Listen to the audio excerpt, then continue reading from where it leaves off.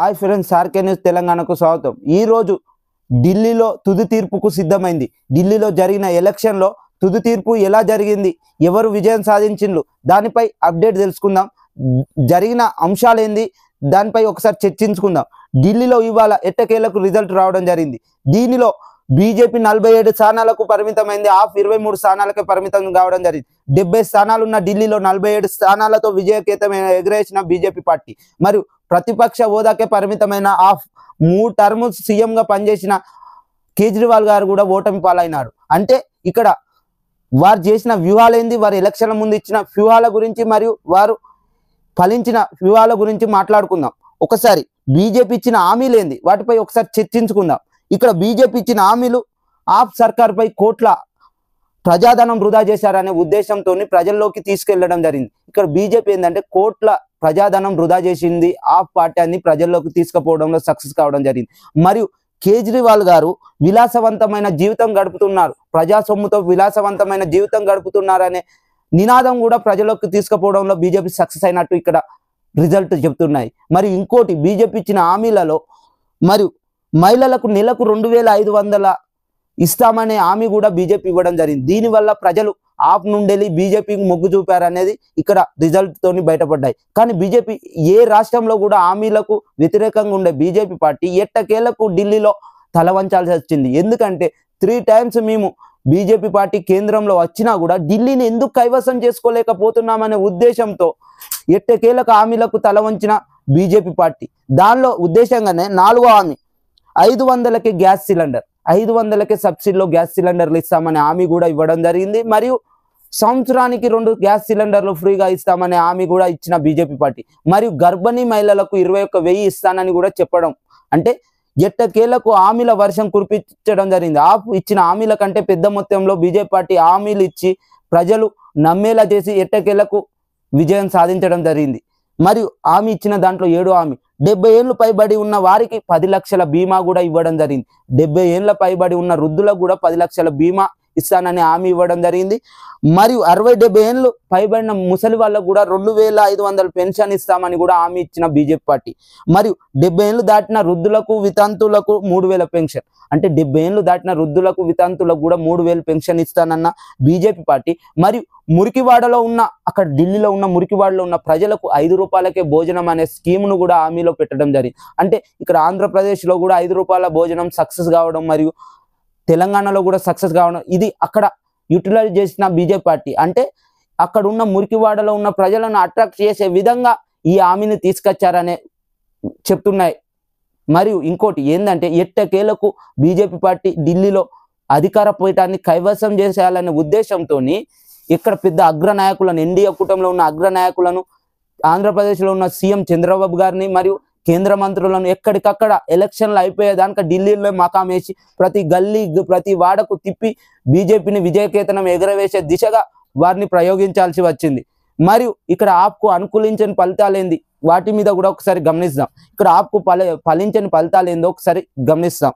ఒకటి, వరుసగా 3 పర్యాలు రావడం. ఇక్కడ కేజ్రీవాల్ గారు ఏంటంటే వరుసగా 3 సార్లు సీఎం కావడం వలన కూడా ప్రజలలో ఎంతో కొంత వ్యతిరేకత రావడం జరిగింది అనేది ఆపుకు కలిసి రాని అంశం. మరియు ఇంకోటి ఏంటంటే ఇక్కడ కేంద్రంలో బీజేపీ అధికారంలో ఉంది, ఇక్కడ స్టేట్లో ఆప్ ఉంది. ఇక్కడ ఏంటంటే అభివృద్ధి జరగలేకపోతుంది. మరి ఇక్కడ ఏంది, బీజేపీ సర్కార్ నన్ను చేయించుకోలేకపోతుందని ఎక్కడికక్కడ అరవింద్ కేజ్రీవాల్ గారు మీడియా సమావేశంలో చెప్పడం, అక్కడ ప్రజలు ఏంటంటే మరి ఈ ఒక్కసారి బీజేపీకి అవకాశం ఇస్తే కేంద్రంలో బీజేపీ, స్టేట్లో బీజేపీ ఉంటుంది కాబట్టి రాష్ట్ర అభివృద్ధి పథకంలో పోతుందనే ఉద్దేశంతోనే ఓట్ బ్యాంకును బీజేపీ వైపు వేశారనేది చర్చనీయ వర్గాలలో తెలియజేస్తున్న విషయం.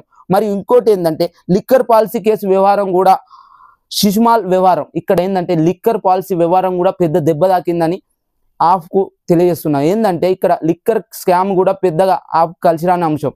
అంటే దీని ద్వారా కూడా ప్రజలు వ్యతిరేకత ఓటు బీజేపీకి మరలించాలనేది తెలుస్తుంది.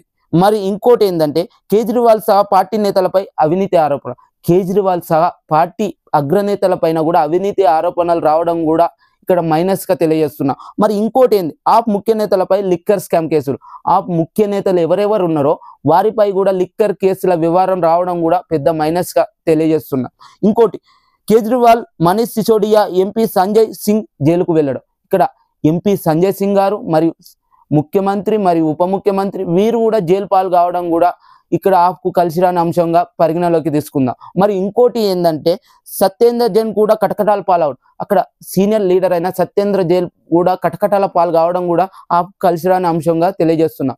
ఇంకోటి ఏంటంటే క్యాడర్కు లీడ్, ఇక్కడికక్కడ సీనియర్ నాయకులు, మంత్రులు మరియు సీఎం కేజ్రీవాల్ గారు అందరు కటకట పాలు కావడం వలన ఇక్కడ ఉన్న క్యాడర్కు మరియు స్థానికంగా ఉన్న ఎమ్మెల్యేలకు ధైర్యం చెప్పే లీడర్లు లేక కూడా ఆప్కు పెద్ద మొత్తంలో దెబ్బ తాకింది అన్నట్టు చర్చనీయ వంశాలలో జరుగుతున్నాయి. అంటే ఇక్కడ ఏంటంటే పెద్ద పెద్ద నాయకులు కూడా వీరికి భరోసా ఇవ్వకుండా జైలు పాలు కావడం కూడా పెద్ద మైనస్గా చర్చించుకుంటున్నారు.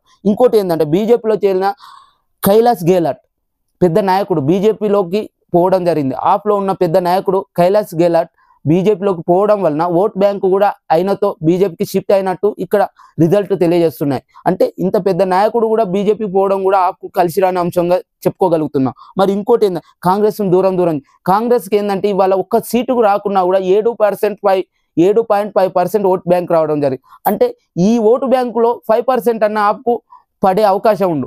ఆప్ కాంగ్రెస్ను దూరం పెట్టడం కూడా ఎంతో కొంత మైనస్గా ఇక్కడ చర్చనీయ అంశాలుగా పరిగణలోకి తీసుకుందాం. ఇంకోటి ఏంటంటే ఇండియా కూటమిలో ఉన్న లుకలుకలు, మరి ఇండియా కూటమి నాయకత్వం మీద కూడా ప్రజలలో వాళ్ళలో ఉన్న లుకలుకలు కూడా ప్రజలు బీజేపీకి ఓటు బ్యాంకు పోవడం జరిగింది. అంటే ఇక్కడ ఏంటంటే ఓవరాల్గా ఆప్ పార్టీలో ఉన్న లుకలుకలు, ఆప్ పార్టీలో గత వ్యవహారాల్లో జరిగిన పరిస్థితులు మరియు వారిపై వ్యతిరేకతను బీజేపీ గైడ్ చేసుకోవడం మరియు వారి ఉన్న వ్యతిరేకతను కూడా క్యాచ్ చేసుకొని ప్రజల్లోకి పెద్ద మొత్తంలో హామీలు ఇచ్చి హామీలను కూడా ప్రజల్లోకి తీసుకువెళ్లారు బీజేపీ పార్టీ. అంటే దానిలో కూడా సక్సెస్ కావడం జరిగింది బీజేపీ పార్టీ. ఎట్టకేలకు ఏదో విధంగా శ్రమపడి ఈ నెల రోజులు 2 నెలలు బీజేపీ పార్టీ అగ్రనేతలు మరియు మోదీ గారు, అమిత్ షా గారు అక్కడ మఖం వేసి మరియు ఢిల్లీ పీఠాన్ని కైవసం చేసుకున్నారని తెలియజేయడం జరుగుతుంది. మరియు మరోసారి అక్కడ ఉన్న ప్రజలు గమనించి ఈసారి ఎట్టకేలకు బీజేపీ పార్టీకి అవకాశం ఇస్తామని 47 స్థానాలకు బీజేపీ పార్టీకి అవకాశం ఇచ్చి 23 స్థానాలకే ఆప్ కైవసం చేయడం జరిగింది. అంటే బీజేపీ పార్టీని అధికార పీఠం వైపు పంపించిన ప్రజలు ఆప్ను ప్రతిపక్ష హోదాకే పరిమితం చేయడం జరిగింది. మరియు ఇక్కడ ఉన్న ఇండియా కూటమిలో ఉన్న కాంగ్రెస్ పార్టీ జీరో అంటే ఇక్కడ కాంగ్రెస్ పార్టీ కూడా ఒక్క స్థానాన్ని కూడా రాలేకపోయింది. అంటే ఇది పెద్ద మొత్తంలో కాంగ్రెస్ పార్టీకి డ్యామేజ్ జరిగినట్టు తెలుస్తుంది. అంటే కేంద్రంలో కాంగ్రెస్ పార్టీ పదవులకు రావాలనే ఉద్దేశంతో రాహుల్ గాంధీ గారు ఎక్కడికక్కడ జోడో యాత్రలు ఎక్కడికక్కడ ప్రవహించినా కూడా ఇక్కడ ఢిల్లీలో ఒక సీట్ రాకపోవడం కూడా కాంగ్రెస్ పార్టీకి పెద్ద దెబ్బ తాకినట్టు ఇక్కడ చర్చనీయ అంశాలలో అనుకుంటున్నారు. అంటే ఇది ఓవరాల్గా జరిగిన విషయం. కానీ ఎట్టకేలకు బీజేపీ చాలా ఏళ్ల తర్వాత బీజేపీ ఢిల్లీ పీఠాన్ని కైవసం చేసుకోవడం ఇది ఎంతో బీజేపీ శ్రేణులలో ఆనందంగా ఉందని అక్కడ ఉన్న ఢిల్లీ ప్రజలు మరియు ఇక్కడ ఉన్న తెలంగాణ ప్రతి రాష్ట్ర ప్రజలు అమిత్ షా గారు, మోడీ గారు తెలియజేయడం జరుగుతుంది. మరియు ఇలాంటి వీడియోస్ కొరకు ఆర్కే న్యూస్ సపోర్ట్ చేయండి, షేర్ చేయండి, సబ్స్క్రైబ్ చేయండి. మరెన్నో వీడియోస్ కంటిన్యూస్గా మేము తెస్తామని తెలియజేస్తున్నాం. జై శ్రీరామ్. ఇలాంటి మరెన్నో వీడియోస్ కొరకు ఆర్కే న్యూస్ తెలంగాణ సబ్స్క్రైబ్ చేయండి, షేర్ చేయండి. మీ సపోర్ట్ ఎల్లవేళలా మాకుంటే మరిన్ని మంచి వీడియోస్ జనం కోసం ప్రభుత్వాన్ని ఎప్పటికప్పుడు ప్రశ్నిస్తామని కోరడం జరుగుతుంది.